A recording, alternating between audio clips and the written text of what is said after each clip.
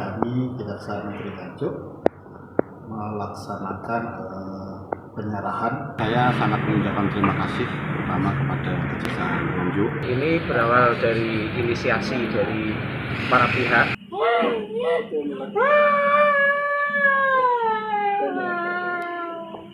Dengan dihentikannya ini, maka yang bersangkutan tidak harus lagi disidang. Kami sudah jemput untuk dibebaskan.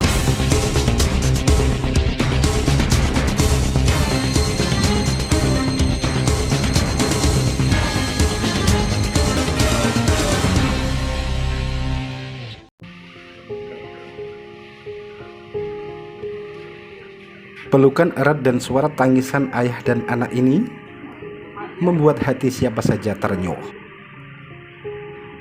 Dasian memeluk erat putri semata wayangnya di halaman kantor Kejaksaan Negeri Nganjuk setelah terpisah 2 bulan 9 hari dan harus menghuni pengapnya sel jeruji besi.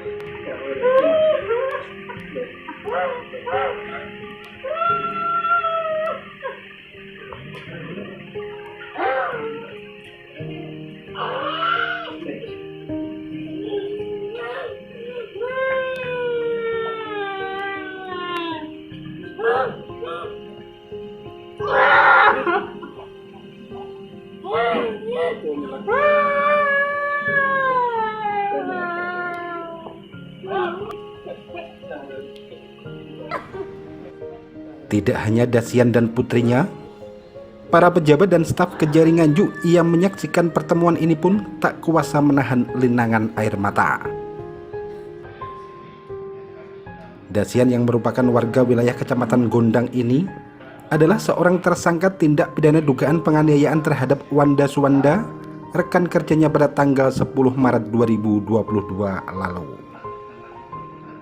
Menurut Kepala Kejaksaan Negeri Nganjuk Nopiteno Puruswot, dia melepaskan rompi tahanan yang dipakai Dasian setelah melalui serangkaian tahapan dan gelar perkara.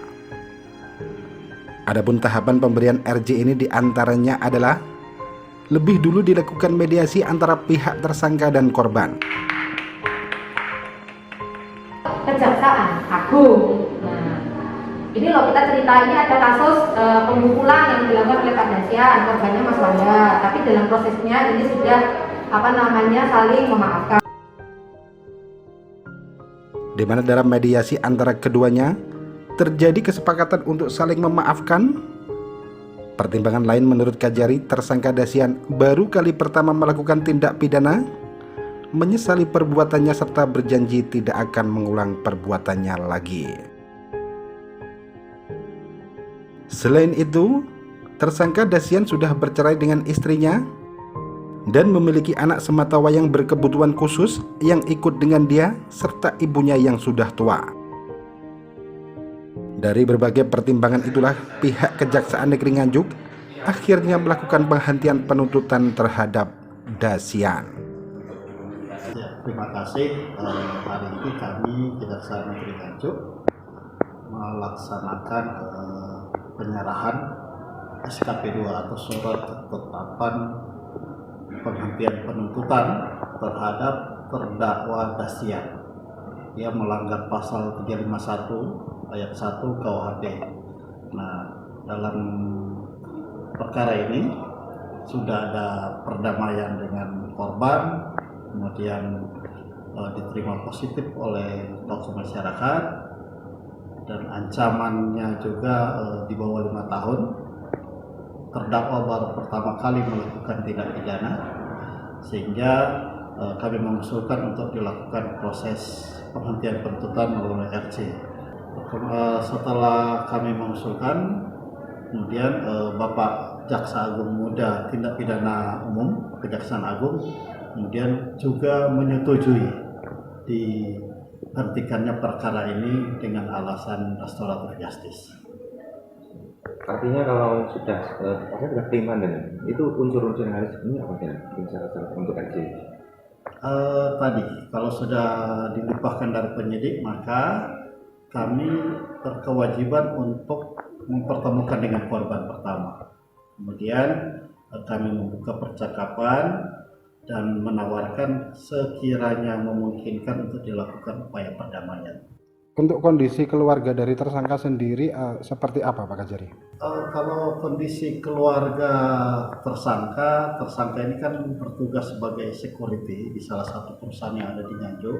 Dengan kejadian ini kemudian yang bersangkutan berhenti bekerja dan kondisi keluarga tersangka memang agak memprihatinkan. Pak Kasipidum dan teman-teman jaksa juga sudah ke rumah melihat profil dari tersangka ini. Beliau mempunyai 1 orang anak, beliau sudah cerai dengan istrinya, anak itu ikut dengan beliau. Gitu. Intinya ini untuk memberikan rasa keadilan. Ya, RJ ini kan untuk pemulihan keadaan sebenarnya antara korban dan tersangka. Artinya kemudian setelah keadaan menjadi pulih kembali, maka diharapkan keadilannya sudah tercapai. Maka pimpinan juga menyetujui untuk kami melakukan penghentian. Dengan dihentikannya ini, maka yang bersangkutan tidak harus lagi disidang. Kami sudah jemput untuk dibebaskan. Penghentian penuntutan atau restoratif justice ini diapresiasi oleh penasihat hukum tersangka Ahmad Yani. Menurutnya ini merupakan kebijakan kejaksaan yang patut diapresiasi oleh semua pihak. Selain itu, Ahmad Yani juga menyampaikan terima kasih terhadap pihak korban yang dengan lapang dada menerima proses perdamaian dan memaafkan sampai akhirnya kejaksaan melakukan penghentian penuntutan terhadap kliennya tersebut. Saya sangat mengucapkan terima kasih pertama kepada Kejaksaan Nganjuk, sangat mengapresiasi dengan adanya RJ ini, sehingga antara korban dan tersangka memang sudah dari awal sudah kita adakan perdamaian. Itu di hadapan persidangan di persidangan kejaksaan dalam kategori itu perdamaian juga disaksikan oleh Bapak Ketua Kejaksaan. Pada intinya saya sendiri juga ikut salut ya, semoga Kejaksaan Nganjuk terus maju ya toh, dan akan selalu membela dari hak-hak dari seorang tersangka seperti itu. Dalam kategori andai kan bisa di RJ, bisa di RJ lah seperti itu. Tapi saya sangat mengapresiasi dari Bapak Kajari Nganjuk. Semoga Kajari Nganjuk semakin jaya dan sukses seperti itu. Pak, mungkin ada kendala-kendala atau apa yang dialami selama prosesnya? Dalam prosesnya pertama memang ada kendala. Kebetulan juga dari PH-nya dari pelapor itu juga saudara saya sendiri Bapak Prayogo, sehingga kita terus koordinasi ya kan, untuk supaya bagaimana diketemukan antara korban dan tersangka, sehingga disitulah terjadi perdamaian. Itu juga jerih payah kerja juga dari pengacara pelapor Bapak Prayogo, dan saya juga sebagai pengacara dari tersangka. Jadi kita sering komunikasi aktif sehingga tercapainya RJ seperti itu. Sementara itu, Prayogo Laksono selaku penasihat hukum korban menyampaikan restoratif justice yang dilakukan oleh Kejaksaan Negeri Nganjuk merupakan inisiasi semua pihak untuk menyelesaikan perkara penganiayaan ini secara kekeluargaan. Selain itu, Prayogo Laksono juga mengapresiasi pihak Kejaksaan Negeri Nganjuk. Adapun pertimbangan proses perdamaian sampai dilakukannya RJ oleh Kejaksaan, selain karena tersangka sudah menjalani hukuman selama 2 bulan 9 hari, meskipun belum sampai tahapan persidangan, faktor utama yang menjadi pertimbangan pihak korban adalah kondisi keluarga tersangka. Ya, ini berawal dari inisiasi dari para pihak sebetulnya, karena berawal saling beritikat baik untuk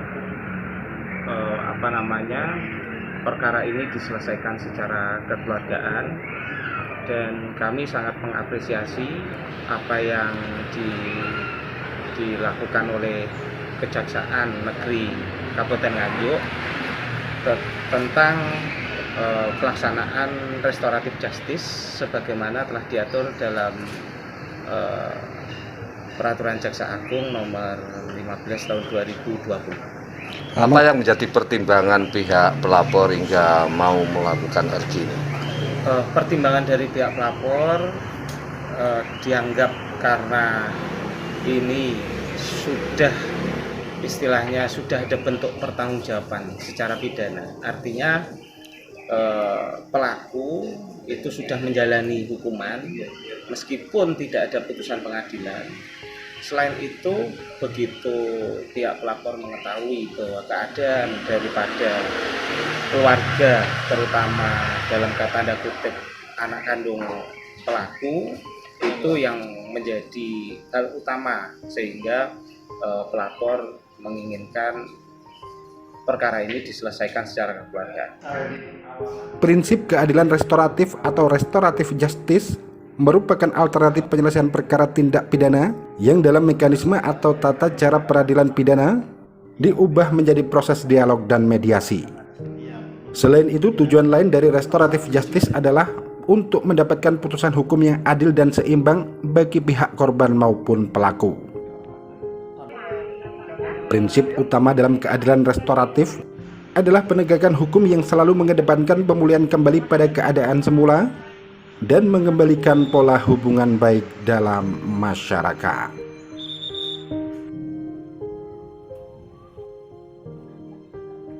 Dari Kabupaten Nganjuk, Jawa Timur, Agus Bima, Akurasi TV. Akurasi TV.